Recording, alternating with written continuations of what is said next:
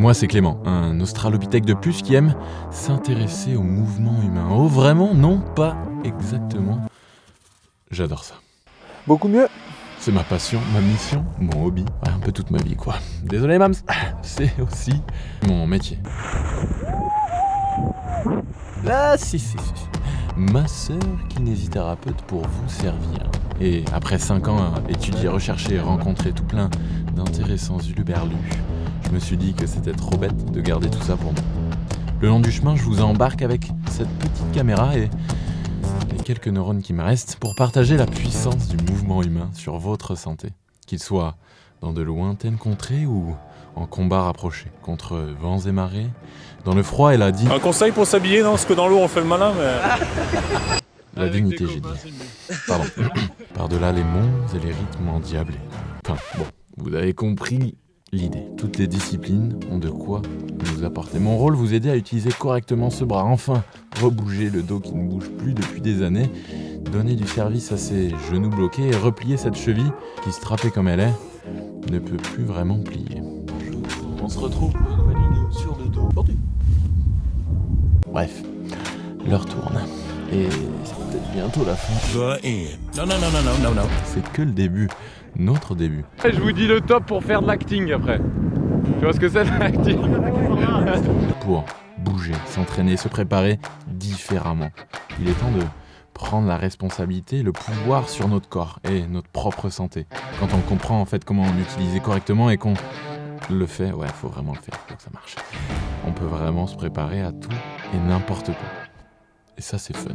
On peut tous être fort, endurant, rapide, décisif, créatif, souple, résilient, imbattable, incassable. Ouais. Enfin, tout ce que vous voulez en fait. À condition de suivre tout ça. Allez, à plus.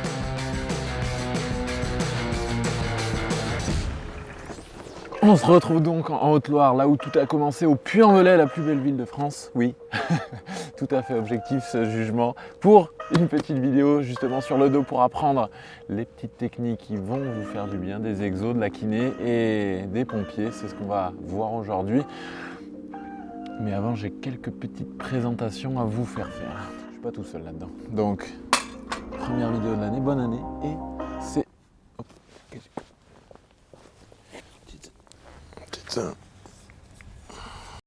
Ouais, on est bon, plus de poussière, super. On se retrouve avec un des acteurs du projet au sein du 1043, Benoît. Mais je vais le laisser se présenter, ce sera plus clair. Oui, merci Clément. Donc, je suis l'adjudant-chef Benoît Jamon, chef du service formation sport et conseiller technique départemental de la filière EAP. Ouais, donc activité physique chez les pompiers qui se développe de plus en plus, je crois. Tu as pas mal de choses à nous dire là-dessus. Oui, c'est à l'issue donc du stage des conseillers des activités physiques que j'ai constitué un plan d'action pour le SDIS 43. Et le but est de développer la filière au sein de notre SDIS. Donc ça inclut maintenant des petites vidéos, c'est ça?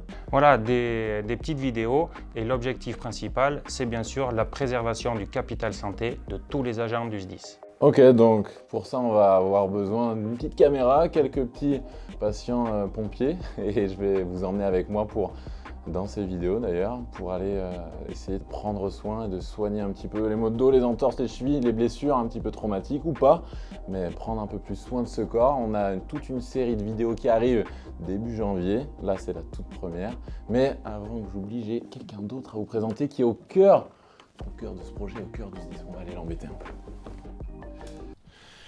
Ouais, Clément du futur qui vous parle. Oui, un petit truc qui s'est passé entre temps, c'est que Laetitia Didier, donc celle que je devais vous présenter, a déménagé. Elle est partie du 1043 pour aller dans le Lyonnais. Donc bon, on la reverra, mais peut-être pas dans cette vidéo, pas tout de suite. Je garde le suspense pour la suite en fait. Et quelqu'un d'aussi important qui a l'initiative de ce projet-là, justement de développer ces vidéos, non pas que au 1043, mais pour l'école nationale, et c'est Sébastien Bourdette.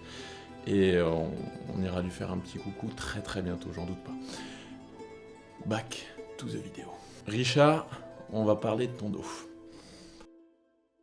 On se retrouve du coup avec Richard qui a eu un petit pépin au dos, il va nous raconter juste après, donc on va faire une vidéo un petit peu focus cette fois sur le dos. Ça va être pourquoi pas de la mobilité, pourquoi pas du travail, un petit peu de renforcement ou peut-être de la mobilisation neuroméningée, mais on va voir ça grâce au bilan. Donc juste avant, on va faire un gros bilan. Un gros bilan que je vais essayer de chanter pour pas que vous ayez à passer trop de temps, parce qu'il y a pas mal de questions au début. Et après, on va voir vers quel exo on va se diriger. Ok Richard? Ça marche. Donc, première étape du bilan, les questions. Tac, donc pendant que Richard est en train de faire ce petit exo, moi je vais faire le récap du bilan qu'on vient de faire, c'est-à-dire qu'on a trouvé quoi? On a trouvé 3 choses pour Richard, donc il y a eu des antécédents depuis septembre, depuis quelques mois, je rappelle sur une sciatique L4, L5, et ça vient descendre dans la jambe droite du coup tu nous as dit. Est-ce que c'est descendu mollet, pied ou juste Ok. Donc ça nous donne, tu vois, un indice un peu de gravité. Plus ça descend, plus c'est grave, entre guillemets. Et plus ça remonte, et surtout dans le traitement, on est vigilant à ça, parce que si ça fait remonter, ça veut dire qu'on a trouvé le bon traitement. Donc, ok, jusque dans la cuisse, devant, derrière? Derrière. Surtout derrière. Ok. Là, sur le côté de la cuisse et derrière mon mollet. D'accord. Okay.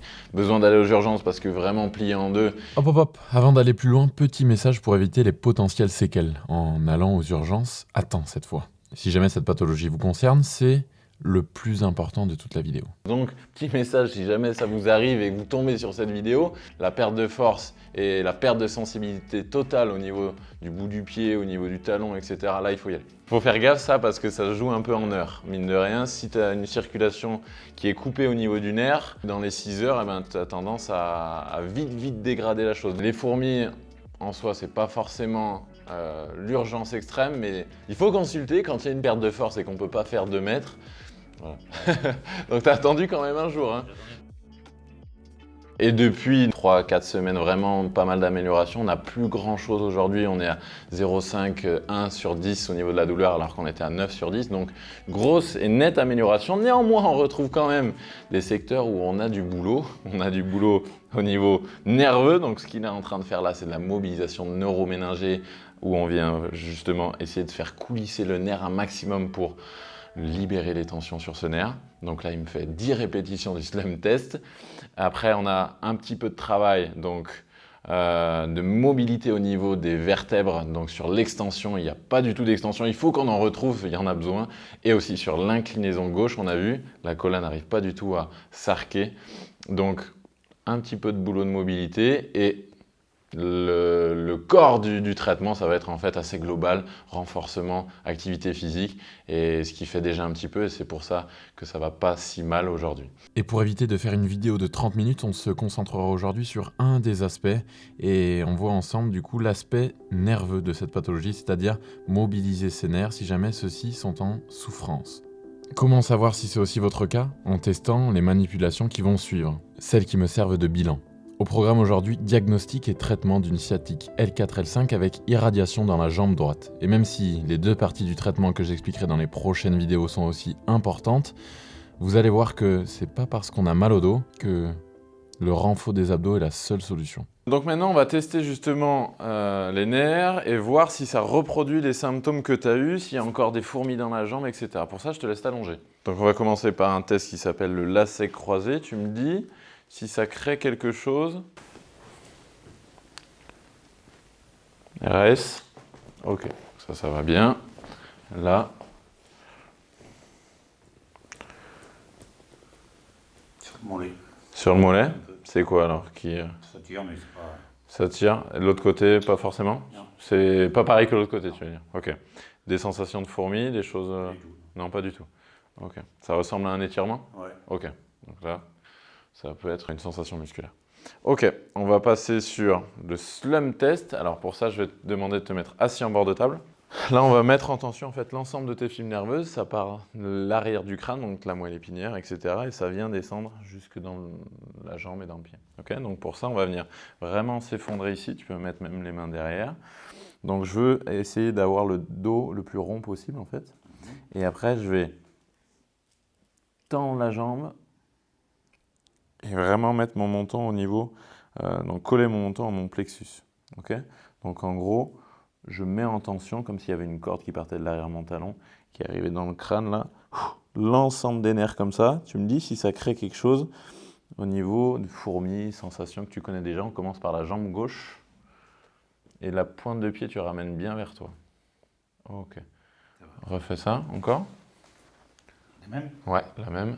Là, je vérifie la position. Ok. Tu sens une tension? Non? Non. RS? Ok. Essaye de l'autre côté. Ça va? Ça tire un peu, mais. Ouais. Tu sens que ça tire où? Là. Tu reconnais un peu cette sensation avec ce que tu avais? Ok. Donc ça signe un test du slump, donc le slump test positif. En gros, on reproduit les sensations que tu avais lorsque tu as eu un nerf qui était pincé. D'accord. Donc en gros, ça veut dire que ton nerf, il a besoin de mobilisation, donc il a besoin de retrouver un peu de mouvement par rapport aux muscles, aux autres tissus. Donc on va essayer, dans notre traitement, nous, de le faire bouger, de le faire coulisser. Ok, très bien. On a la seg par contre négatif, donc le test que je t'ai fait avant où on lève la jambe, tu vois. Ça, c'est bon signe parce qu'en gros, c'est quand ça va vraiment pas bien que ça, c'est positif. Donc là, on a encore un peu de boulot au niveau nerveux, mais ça reste bien, comme le dit la douleur, comme tu nous le dis en ce moment. Donc très bien. Ok, on commence par le petit traitement du nerf. Ça, c'est quelque chose qu'il faut rester assez vigilant quand tu le fais, c'est-à-dire que tu peux en fait avoir un effet inverse si tu le fais trop. Ouais, donc tu peux enflammer le nerf en fait et créer encore plus de douleur qu'avant, mais si tu le fais à la bonne dose, normalement ça te fait du bien assez rapidement, dans les 10 minutes, dans les 5 minutes, tu vois, juste après tu sens, on va faire un test avant-après et tu vas me dire, hein, mais c'est quelque chose qui fait vraiment du bien tout de suite, donc ça, tu peux l'utiliser.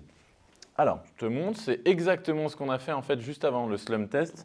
En gros, on va se mettre comme ça, sauf qu'on va l'utiliser non pas comme outil diagnostique cette fois, mais comme outil de traitement.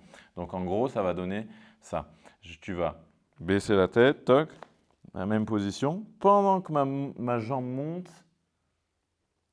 ouais, tu lèves la tête. Et là, en fait, on fait coulisser le nerf un maximum. Tu vas doucement, tu nous en fais une dizaine par exemple.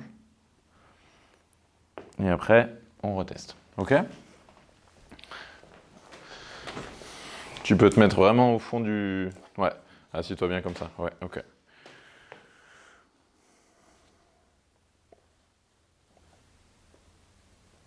Ouais, c'est bien. Alors, juste au niveau cervical, reste le dos rond. Ouais, vas-y. Ouais, très bien. Tu ramènes bien la pointe, ça c'est bien. On commence tout de suite à la faire sur la jambe qui est radiée. Ok, donc ça c'est un exo assez efficace, mais il faut compter pour savoir un petit peu où on en est au niveau de la quantité, de la charge qu'on met sur ce nerf. Si on charge trop, le nerf va avoir tendance à s'enflammer. Si on ne charge pas assez, ben, on n'aura pas forcément de résultat. Donc nous, on a trouvé le bon traitement avec le test qu'on a fait juste avant. Maintenant, il faut le mettre à la bonne dose. La bonne dose, ça veut dire quoi? Ça veut dire qu'il va falloir faire confiance à ses sensations et regarder un petit peu comment on se sent 10 minutes après, 20 minutes, quelques heures après, etc. pour savoir si ça s'est aggravé ou si au contraire ça s'est amélioré. Je fais sur les deux. Alors non, relâche, prends une petite pause, marche un coup, on va faire une deuxième série. Donc ça au début je conseille d'en faire une vingtaine pour voir comment ça réagit entre guillemets. Et si ça fait pas grand chose, on augmente de 10 en 10. Okay, donc on fait 30, 40, 50. Alors, en général, quand on commence à en faire 50, 60, ça commence à être voilà, costaud. Donc là, on peut passer à d'autres exercices. Mais voilà, au tout début, on teste vraiment très léger. Juste une vingtaine. Vas-y, je te laisse en refaire 10. Maintenant que tu nous as fini le slump test, on va retester justement sur la mise en tension totale pour voir si ça a changé un petit peu par rapport à ce qu'on a fait juste avant, le test. Ok? Vas-y. Refais-moi ça.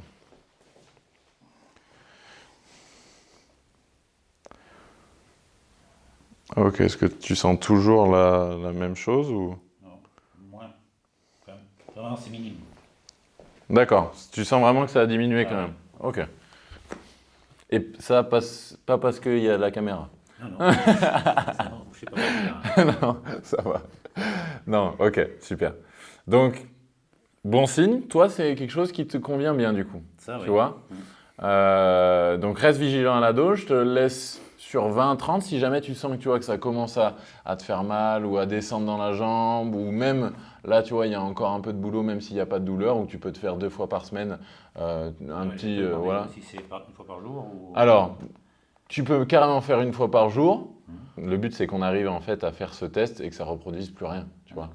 Et donc, je pense que ça peut aller assez vite si tu le fais, par exemple, tous les jours. Attention à cette notion au début de dosage. En gros, je ne conseillerais pas tous les jours pour l'instant. On va voir un petit peu ce que ça donne dans quelques heures et puis le lendemain. Et si ça t'a fait du bien, on part au début sur 1 fois tous les 2 jours, par exemple, avec un total de 20 reps. Okay. Si ça va bien, on peut augmenter un petit peu et on peut le faire un peu plus souvent. À toi de voir en fonction de la sensibilité. Ok ? On va maintenant essayer de voir un petit peu le travail de mobilité en extension. Et je vous réserve du coup la suite du traitement pour de futures vidéos, donc les 2 prochaines normalement avec un renforcement musculaire adapté et un travail de mobilité du dos, donc sur quelqu'un d'assez représentatif de la population générale des pompiers au niveau de la tranche d'âge, au niveau de la pathologie, voilà, douleur de dos, donc normalement ça devrait vraiment vous intéresser, vous aider. Je tiens également à remercier le colonel Christophe Glazian, donc directeur départemental des services d'incendie et de secours de la Haute-Loire, donc toute une petite équipe autour de moi. Je vous tiens au jus pour la prochaine vidéo. Merci à vous d'avoir regardé jusqu'au bout, je vais y arriver, et à bientôt. Ciao.